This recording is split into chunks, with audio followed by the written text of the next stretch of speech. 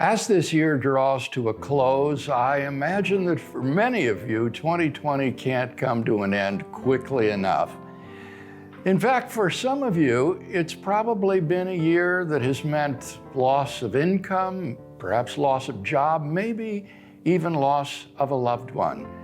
And in light of this, the slogan, Happy New Year, takes on a whole new meaning, doesn't it? In fact, Christmas takes on a deeper meaning too.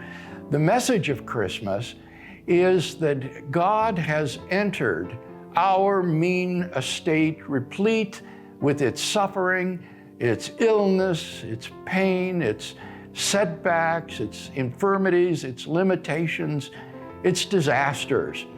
And yet He has imbued it with eternal meaning and significance.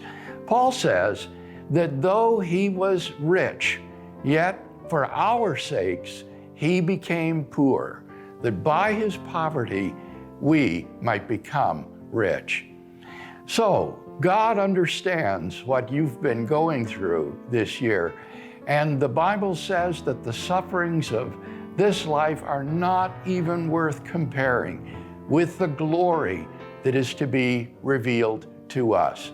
So I hope that this Christmas season you'll be filled with hope for the future and a bright redemption that lies ahead for all of us despite the shortcomings of this earthly life.